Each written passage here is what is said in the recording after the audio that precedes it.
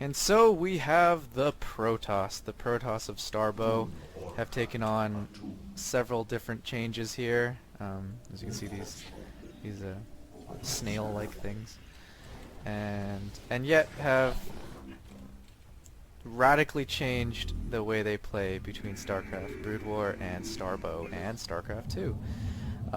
So, without further ado, let's begin with the gateway units. We got Zealots. Zealots, pretty slow. They do 8 damage, 2 attacks, so armor is really good against them because it actually takes out 2 damage rather than just 1. Zealots get 1 upgrade. They get Charge, which we'll find out later on what that looks like and how it functions. I think most of you know what Charge does.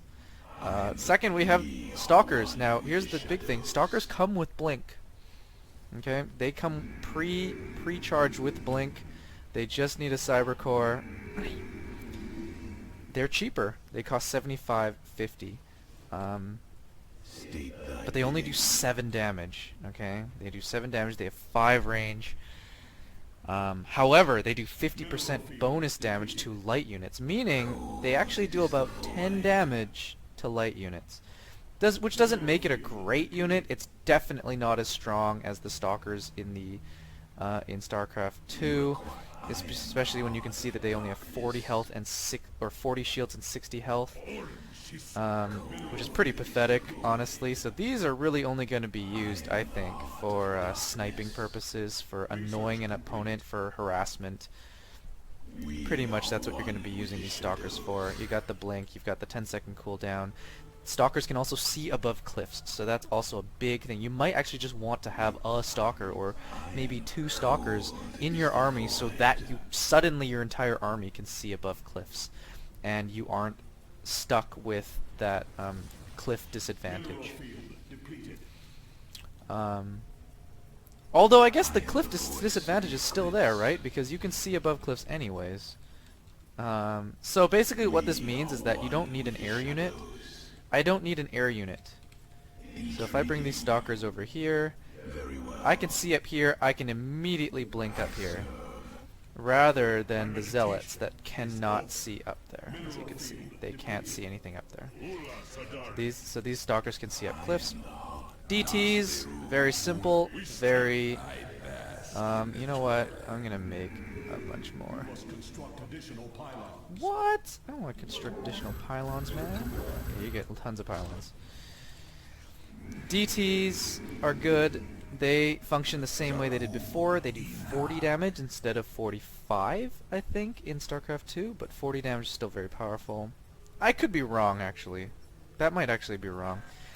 Of course, you get both kinds of Dark Templars because Blizzard, please get on those skins. I will throw money at you. I will shower you with money if you make skins for StarCraft II, but we'll see what happens.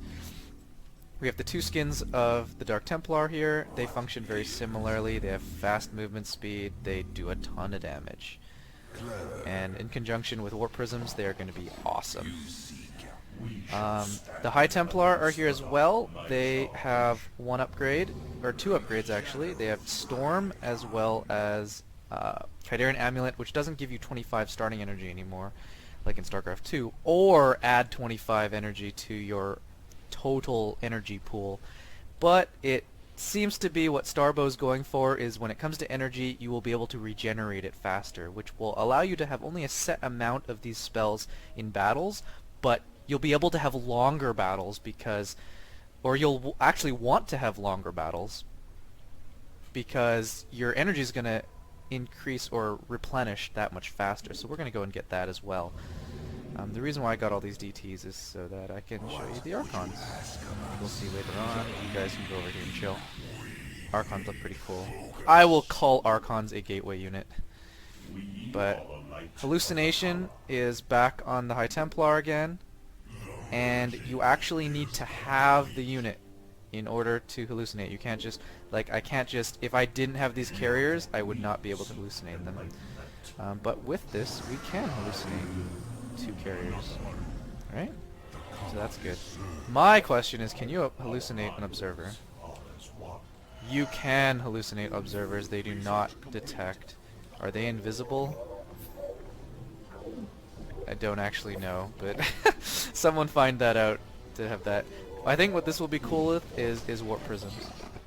However, it means that you don't have to worry about seeing a unit and then thinking, does he actually have the tech path? Because what a lot of people would do in StarCraft 2 is they would go Stargate, they would hallucinate some warp prisms into their base, and they'd be like, oh my gosh, they're going Robotech. Now, if you see hallucinated warp prisms in your base, you know he has robotics facility tech. You know he has the Robotech. You know they have the Robotech. So that's a big change there. Archons, I think, are... I've heard that they're more powerful. I don't know. They have a range of 2, so I can't imagine how they could be more powerful, but you know what? Everything seems to have less range in this game, so this kind of splash damage is... I don't know. It does less damage than in StarCraft 2, too. And things are less packed together, so we'll have to see as the game progresses how good Archons really are, if they're as awesome as in StarCraft Brood War as they were before. If we go to the Forge, which I don't conveniently have, that's pretty bad. Here's 2 Forges. Here's 2 Forges. We'll get those out. I'm pretty sure the Forges will just have the 3 standard upgrades. Dragoons are back, and they have explosive damage. They do lots of damage to armored units, not a lot of damage to light units, and, you know, not incredibly fast attack speed, but still pretty good. Maybe it's the attack speed of the Archons. That's actually pretty fast attack speed. Okay, maybe that's why they're so good. What about Stalkers? Stalkers have slightly faster attack speed as well. Zealots, I think, normal attack speed. We got charge, which I think charge only increases their running speed. So now they have a speed of 3.14, which is huge, like really fast now. So I don't think you actually have that really annoying charge ability where your zealots just burst forward and then get destroyed. So that's good. Alright, and that's the gateway units. One thing I will say about the gateway is that Warp Gate now requires a Twilight Council to upgrade. And for the gateway, let me just grab that upgrade for you. So yeah, the upgrades here are the same. You cannot warp in you cannot warp in Dragoons. Okay, big deal here. You can't warp in Dragoons. You can warp in the rest of them, but you cannot warp in Dragoons. And we'll see that in just a little bit. And I'll go to the Nexus last for those upgrades. Again, the Twilight Council only has charge for the Zealots. Templar Archives, big change, or actually a change back to what it was before. All Templar, both Dark and High Templar, both come from Templar Archives. There's no more Dark Shrine that costs an absorbent amount of gas to figure that out. Yeah. So that's the gateway units. Let's go on to the Robotics Facility. Robotics Facility has reverted back to Brood War. We have the Observers, which are pretty standard. However, apparently they have an ability now. We have the movement speed, but we also have Phase Shield. Alright, allow observers to use the Phase Shield ability, which makes enemy units unable to attack them unless ordered to. Which, that's pretty cool. Actually, I really think that's a really awesome new ability that they have. So basically what that means is, if your opponent has like a bunch of Marines here, and I send... So let's pretend these Overlords are Marines. I know that's really hard, but... If I bring my observer right across here, and he's got like a missile turret right here, and he sees this, but the missile turret can't attack because the range is too far away, the Marines will not attack the observer if I put it into Phase Shield. Unless your opponent is on the ball and he goes, hey, there's an observer. Box the Marines, attack the observer. Then it can attack. I think that's really cool, and that makes this game much more skill-based, much more map awareness. If you see something blinking on your map, you go there right away, you click your Marines, and you kill the observer. But this is going to be a really cool tactic for Protoss players to be able to sneak in some extra scouting, which gets me really excited. Next on the robo, we've got the warp prisms. I don't think the warp prism has any kind of. Oops, that's not the right building. Warp prism just has a speed. Yeah, pretty much the speed. So we're gonna see what this. Oh, so they just start. They got like a cloud around them so that they can't be seen by units that aren't being ordered to attack. They're just like, what's that in the sky? They need their commander to go, attack it! Warp prisms function very similarly. We'll see how fast they are later on. As you can see, the warp fields are smaller than in StarCraft 2, so you won't be able to warp in as many. So we're going to warp all these into warp gates, just so that we can see that in action. As you'll see, the Dragoon disappears. You are unable to do that. Actually, I'm going to turn 3 of these back to warp gates. This has something to do with the warp prisms, so it's kind of good. So the warp prism and the warp gate suddenly become a really cool combo. However, here's the catch. Zealot, 35 build time, 35 seconds build time. 40-second build time with the Zealot, and it costs 12 seconds to warp it in. No longer 5-second warp-ins, it's now 12-second warp-ins. So these things actually, they take a long frickin' time to warp in. In fact, it's warped in, and I can't even use it yet. Right? So here, Dark Templar, right? Same thing.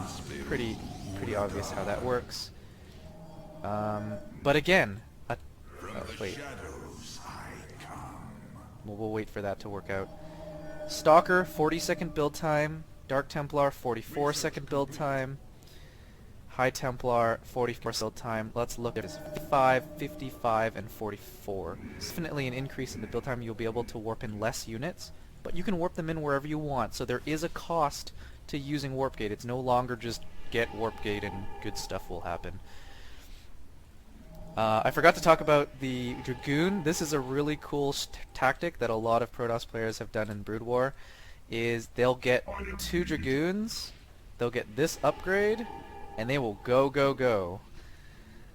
This upgrade, I mean, Dragoons already have a range of 4, brings them to a range of 6. I believe Bunkers only have a range of 5. So against Terran players, what a lot of Protoss players will do is they'll grab these 2 Dragoons, they'll run over to the bunkers, and they'll just start attacking them. The bunkers can't even attack back, and if the Marines want to come out of those bunkers, that's fine. These Dragoons are going to rip them apart. Even though they do 50% to the light units, they're still plenty durable to take out Marines. And then you just keep sending these Dragoons over, and you end up overwhelming your opponent very early on. So that's a cool strategy. Dragoons will end up with a range of 5, so technically Stalkers have a longer range at the beginning of the game. Once you get that upgrade, though, Dragoons really are the unit that you want to be building. And that's going to force you to have to keep these gateways and macro like a Terran, and not use the great warp gates. So this might actually prompt some strategies where you have like, this strategy requires 4 warp gates and 5 gateways, right? That might be really cool, and we'll see what happens there. Reavers have returned. No more Colossi. Colossi are gone. The Reaver has another upgrade that increases the Scarab's damage by 20, which is plenty worth it. I believe in Brood War it was like 100, which I think would be OP. But the Scarabs, do they still have retarded AI? We'll find out. Apparently, they do not do damage to any friendly units. So what you can do is, actually, what this allows you to do is like target fire the Zealot and run it into an army, just like what Bomber did with his medevacs and the overcharge, or the overth boost, whatever it's called, medevacs, when he basically put a bunch of Hunter-Seeker missiles onto a medevac and shot it into the Zerg army. Did huge amounts of damage, so that could be another thing here as well. Reavers, very slow. You're going to want to use them in conjunction with your warp prisms. Hell, you might want to just do this, where you do this, bring them back in, warp in a bunch of stuff, bring it down, so now it's got an army to support it. So that's going to be really cool to play around with. Next up, we have the Stargate units. Stargate has undergone some reverts back to Brood War, but also some changes to SC2 standards. We have the Corsairs. They do not have Disruption Web. Very important to understand that. Void Rays are gone. No more Void Rays. No more GG Rays for us to play with. We now bring in the Corsair. It takes the face of the Void Rays. They have explosive damage, so they do more damage to armored units than light units, which makes them amazing Overlord killers. This makes Bisu's strategy of making Corsairs and Dark Templar even better, because now these Corsairs actually can just focus on Overseers, and they're forced to make Spore Crawlers all over the place. Pretty much, and the DTs become very powerful, especially in battles, because if you think about it, Zerg only have one detector, and that's the Overseer, and Corsairs are going to rip those things apart. And plus, they do splash damage, I believe. Do they do splash damage? If they're like Brood War, they will do splash damage to air. Let me see if I put these two together and I attack them. No!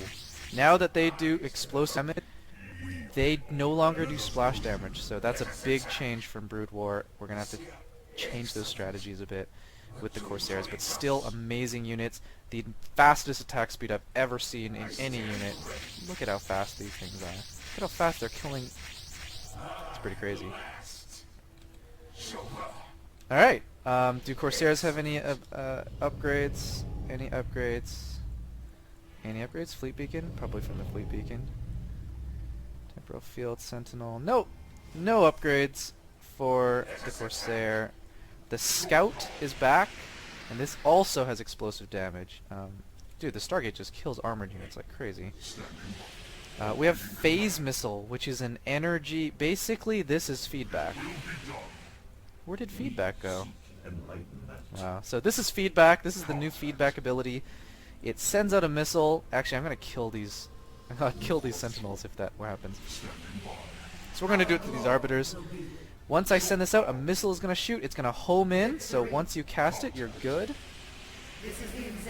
Right? Once you cast it, you're good.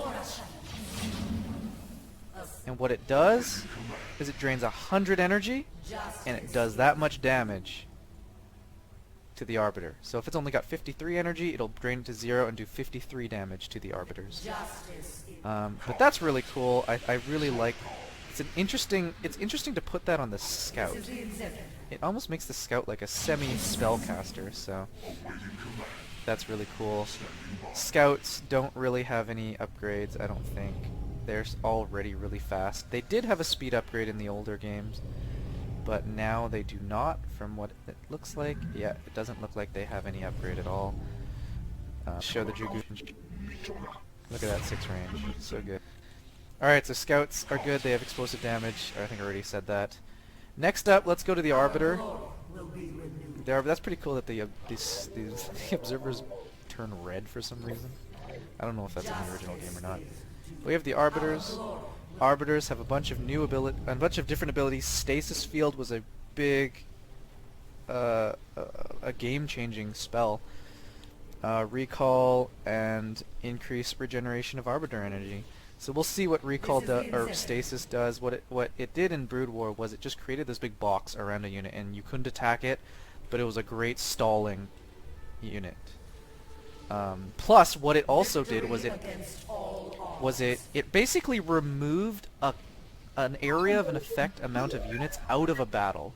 So if there were like Marines over here and like siege tanks over here, and you wanted to kill the siege tanks, but you didn't want the Marines to, destroy your units, you could stasis field all the Marines, take out the tanks while the stasis field is going on, and then set up as the Marines become unfrozen, and then you just destroy the Marines. So you can actually cut off units very well. Almost worked kind of like the force field, not really. I guess in terms of function it would be similar.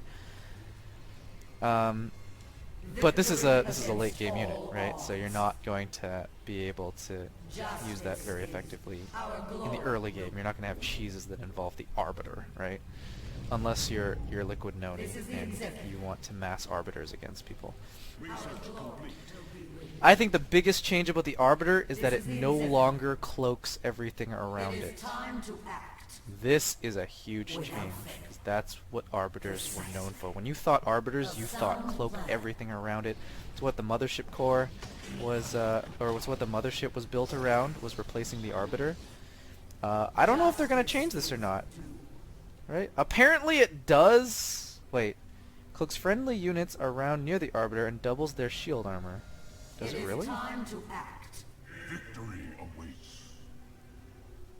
Do I have to click it? Victory against all odds. Let us proceed. Okay, so apparently this is... Alright, so it might not be a change, but for some reason it's on... It's a passive ability, but it doesn't seem to be working. Friendly ground units. Alright, I'm just absolutely retarded. So if I move over to these... Oh my goodness, everything is getting cloaked if it's on the ground. That's a big change, because in StarCraft Brood War it cloaked everything. And plus, look at the field. It doesn't actually cloak that much around it, so... you know, this is just going to be a nice thing to have in a battle for the unit of the arbiters to be cloaked. But the big thing is that the field of vision is... or the range of the cloak is less, but what it does is it doubles their shield armor. Okay, so I mean these have 0 armor, so it can't be doubled. Everything is 0 armor.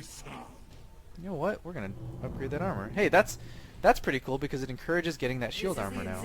Because I don't think anything starts with shield armor, does it? Nothing starts with shield armor, so it doesn't even know that it's called shield armor. Okay, it's unknown apparently, but that's pretty cool. That's a change that's gonna... It's sort of more like a tweak to the arbiter, which is pretty awesome. And last but not least, we have the sentinel. This is basically the flying sentry. That's what it is. It's the flying sentry. Temporal field will get that. Sentinels. Well, you've got the graviton catapult for the carriers. Carriers can now send them out and run back. Do they send them out one at a time? Yes, they do, unfortunately. Can we attack? You have to bring them all out and then move back a bit. Okay, so that's how it's going to work. Sorry, Corsairs. So yeah, be sure to bring all your interceptors out and then move back. Okay, so you gotta wait a little bit. Something that we'll have to get used to. How's that upgrade going? Pretty good. Let's chrono boost that goodness. People are probably wondering, we still have chrono boost? That's awesome. So we got null ward. This is a really cool ability, because what it does is it places a null ward in a targeted location. The null ward becomes active after a 5-second delay and starts to automatically search for nearby enemies. When it locates an enemy, it will launch itself towards that unit and detonate, destroying itself and dealing damage. So this is a hunter-seeker missile. Okay. When it sees an enemy, it will run towards it. And in fact, it's almost like a hunter-seeker missile spider mine too. Right? It will search an area for 20 seconds. So anyone who wants to, like, literally, if I put this here and put this here and put this here, no ground units, like a Zerg player that has Lings, literally can't walk through here, or they're just going to get destroyed, unless you can attack it from the air, or attack it with something that can attack the air. I'm not quite sure what the range of this thing is, and unfortunately I can't tell, because we need actual enemies. So I'm sure it's a good range. I can't imagine. It launches itself apparently. So it's, oh, there we go. So it has a range of 5. Wow, that's actually pretty crazy. Can't target your own units, so we can't see what it does. As you can see, the damage does quite a lot of damage actually. 30 damage. This is pretty cool. And it only costs it costs half your energy, which is actually quite a lot. So what does glare do? Glare is basically is it Envision for the Oracle? It can now see, but the catch is that it cannot move. So for 15 seconds, it can locate things. It's an observer, but it cannot move while it is in glare form. And temporal field, manipulate time within the target area. All units and structures time is slowed by 75%. So basically, it is time warp, and it only works against ground units, right?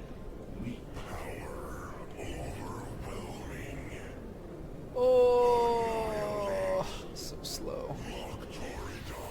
Again, a catch to this unit is that when it uses its abilities, it cannot move. But here's the cool thing about the Sentinel: it has its own attack. And it only hits ground. Okay, but it does have attack, right? It's basically the Sentry, but it only does 6 damage instead of 8, like the Sentry did. It has its own attack. It's got all that. Actually, let's see if now that we have an armor upgrade, it doubles. Yeah, there you go, +1, right? +1. Perfect. So yeah, that's pretty much the units of Starbow in total, if you've watched the Terran and the Zerg videos that I made. In terms of the upgrades, we gotta finish with the Nexus. So the Nexus starts off like this. You'll begin with a Nexus like this. It doesn't have Chrono Boost. You're like, how are you Chrono Boosting? What the heck's going on? Well, you now have an upgrade to a Kydarian Citadel, and what that does is it puts this hat. It basically puts this bishop hat on top of your Nexus, covering up the crystal. So we're going to do that on this one. And what that does, it allows you to gain these 2 abilities. So this means that, and it requires the gateway to be able to make this Kydarian Citadel. So you're not going to have Chrono Boost at the very beginning of the game, but pretty much after you get a gateway, I'm pretty sure there's going to be builds that are created, and most builds, if not all builds, are going to have most all builds are going to have the Citadel attached. There just isn't a reason not to, because it gives you Chrono Boost, it gives you recall, but it only allows you to recall 5 ground units back. So if I do this, I'm pretty sure it randomizes which ones it brings back. Random? Yeah, it just randomizes. So it only brings back 5 units, which might suck. And then of course, actually I didn't see how long that took. Let's see how long this actually, what's the and then they cannot do anything for 12 minutes, so it's, or 12 seconds, so it's like they're being warped in, right? So yeah, you'll have Chrono Boost, which is a whopping 15 energy. You'll be able to Chrono Boost pretty much everything you want.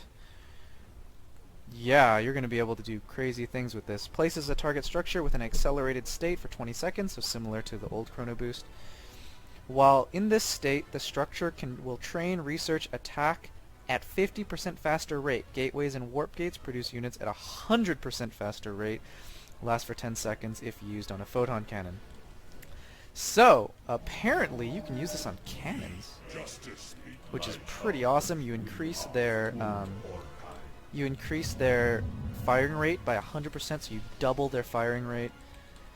And you can use this on upgrades. Upgrades will increase by 50%, so it's not a double. It's not as fast for upgrades. You can Chrono Boost a Zealot? No, you can't, right? Like that'd be ridiculous.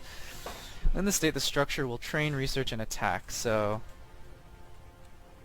yeah. So it'll attack. Actually, okay, never mind.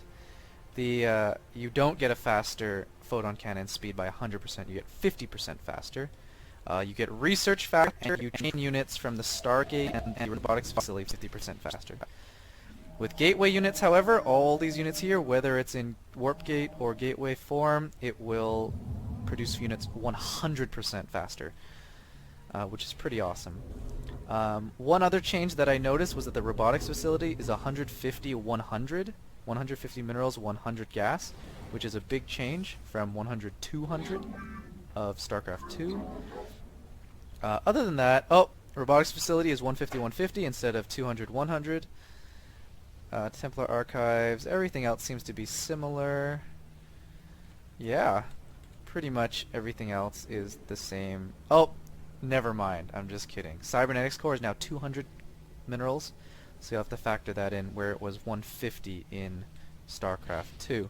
So those are the units for Starcraft Brood War, Starcraft Starbow. I guess it's just called Starbow. It's not Starcraft at all. But those are the units that we have. Those are the abilities that the new Nexus has. All of the buildings, all the upgrades. Really cool things are going to be done with the warp gates, I'm pretty sure. If you press W, you only get the warp gates. You will not get the gateways. So you'll want to keep gateways on a separate hotkey, and then you can press W to get to the warp gates, or another hotkey of your choosing. And yeah, that's pretty much it for all of these unit tutorials. I hope you enjoyed it. I hope you liked it. Thank you for watching. Subscribe. And like the video if you found it helpful. And yeah, see you guys on the StarCraft arcades for some Starbow, and we'll see if things has legs on it. And yeah, see you on the arcades, guys.